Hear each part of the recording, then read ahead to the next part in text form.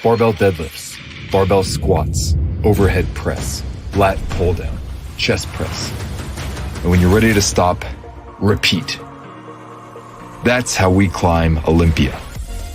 When you push that extra rep, when you pull another set, when you lift that one last rep, you will climb the mountain and no one will forget. Bring on the build with the NASM Physique and Bodybuilding Coach Program. You're listening to Random Fit with hosts Wendy Batts and Ken Miller, winner of a Gold Markham Award for Digital Media.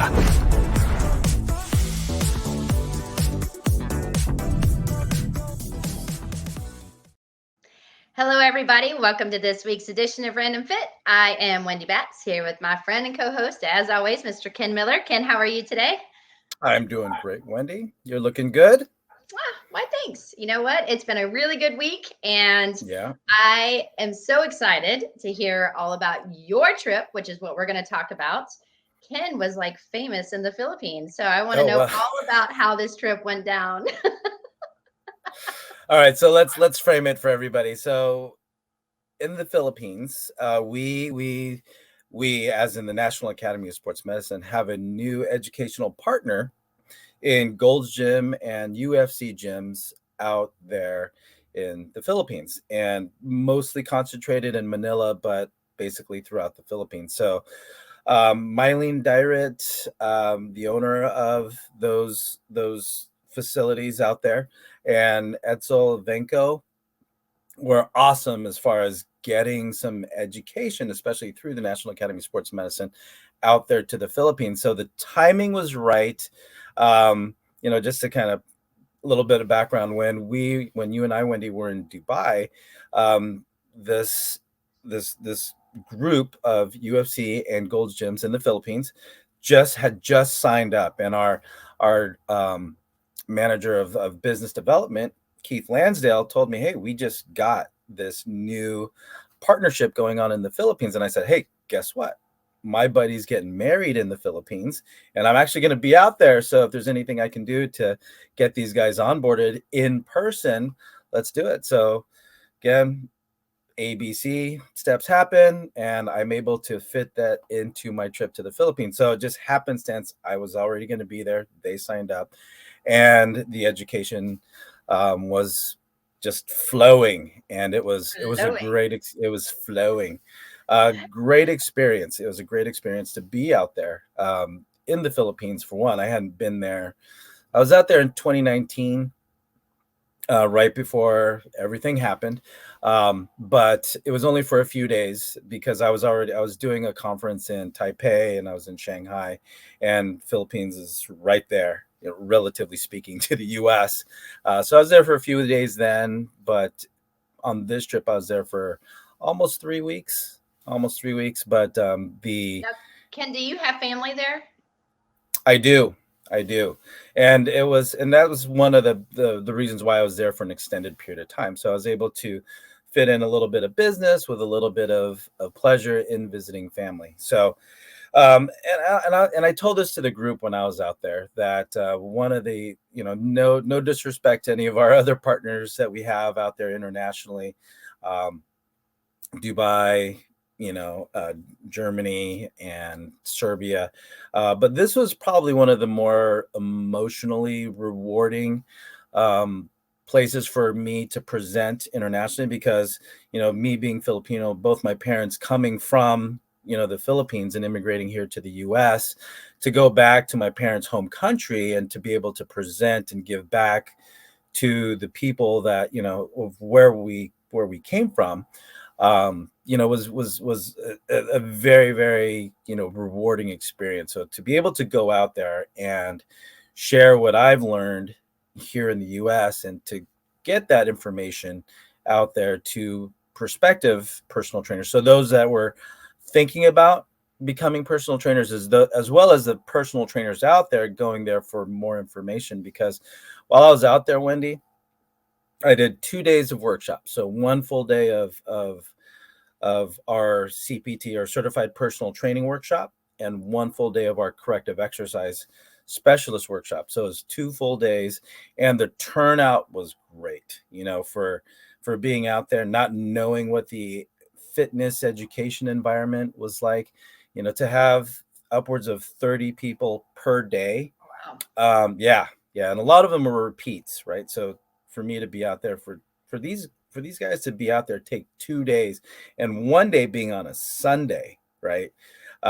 So full day Sunday and a full day Monday. So for those personal trainers that were there, you're taking away one of the busier days out of your training schedule. And, so I found it was very humbling for me to be in that situation where they're taking time off of, where they can make some more of their prime income as far as the work week goes, for them to be at these workshops. It was a great experience from that one vantage point, as well as multiple others. And those of you guys that don't follow Ken, okay, Ken's being a little humble right now, but when we go and we teach, abroad, so we go international, we get to experience, as Ken mentioned, like just different cultures and the way that people respond to education, and actually how they come in and where they are on their education level in comparison to sometimes what we're used to. But all of a sudden, Ken starts sending pictures, and again, we were very close. We're really good friends. He's like, check this out. And when you walked down the street to where Ken was presenting, again, I was not there, but they had these huge banners, like, the big, like, sign up here banners, but like on the sides of the building, y'all, it had Ken's mug, his huge, like his face, and it's like NASM with Ken Miller, and all over the building. It was something that, first of all, I've never seen, done before. Like, so the way that they highlighted you, I mean, I'm sure made you feel like extremely special. I'm sure your family being able to witness that, they were like, oh, baby's all grown up. Look at him. He's made it, because his face is on the side of a building. Yeah. And then on top of it, it was just awesome to see how excited they were that you were coming out to actually present the NASM material. So, kudos to you. Yeah, it was a trip. So if you're listening to both Wendy Batts and I, Ken Miller here on Random Fit, we're talking about my trip to the Philippines in the workshops that we presented on behalf of Gold's and UFC gyms out there. But yeah, Wendy, when they sent me the picture, they're saying, oh, because you and I, when like you said, when we travel internationally, we like to check in with our partners in those relative countries, and we like to say, okay, how's the promotions going, and just so you and I can get in the right frame of mind, is this going to be a big group? Are they experienced personal trainers? So doing my little catch up and seeing how things are projecting for the time that I'm there, they send me those pictures, right? They send me the picture of they're putting up the banner, which is on the side of a pole, which is on the way to the parking structure. But this thing, I don't know the dimensions because it was way up high. And so I was just taken aback. It was and of course, when my family arrived, because I met up with my family later, here they are, they're taking pictures under the banner, just, taking the picture, pointing up. And it was very, very surreal, to say the least. But, I think, from that vantage point, the way I took it was not so much, I thought, look at this big old mug on the side of the street, but it was more the fact that, Mylene Dyrit and her crew, they really want to do their part in propagating and sharing, this wonderful information that you and I, Wendy, have been teaching for years when it comes to the NASM Optimum Performance Training Model. And I think it's a huge testament to where fitness education is going, right? So you have what we've been doing, and it was easy. It's easy for us to take it for granted. We've been exposed to this information, and you, Wendy, longer than myself, going upwards of 20 plus years for me. And I know a lot longer for you, considering your relationship with Dr. Mike Clark and the development of the OPT model.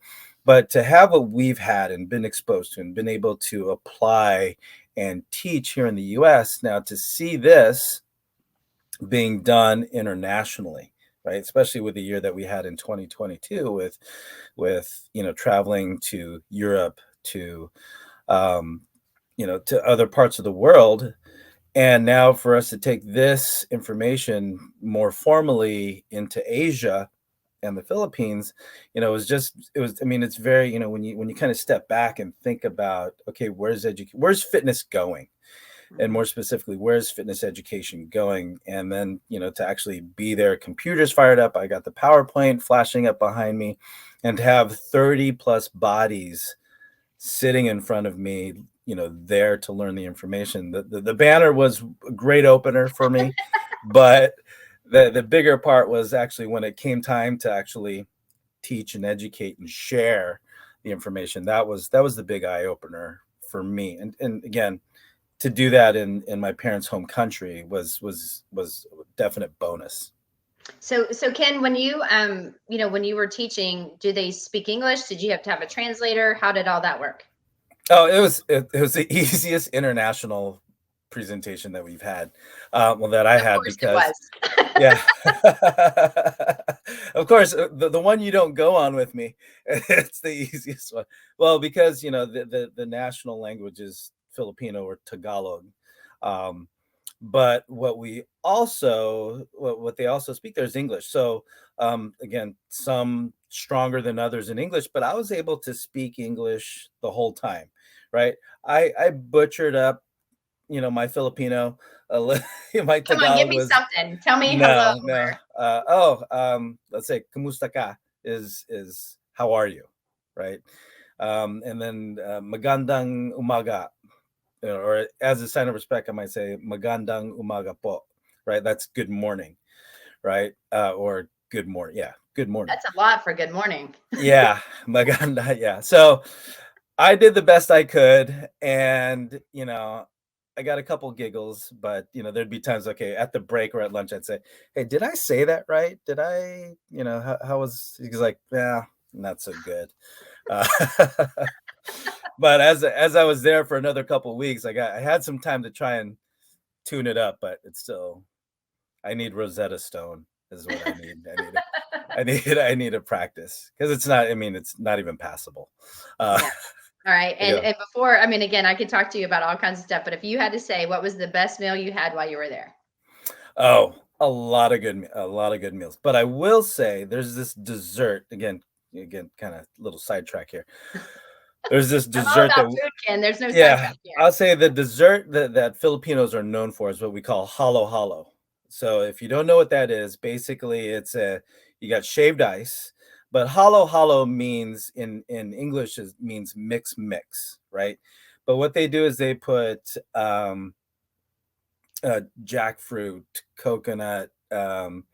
They'll put even some ube ice cream in there, and there's different variations of it, right?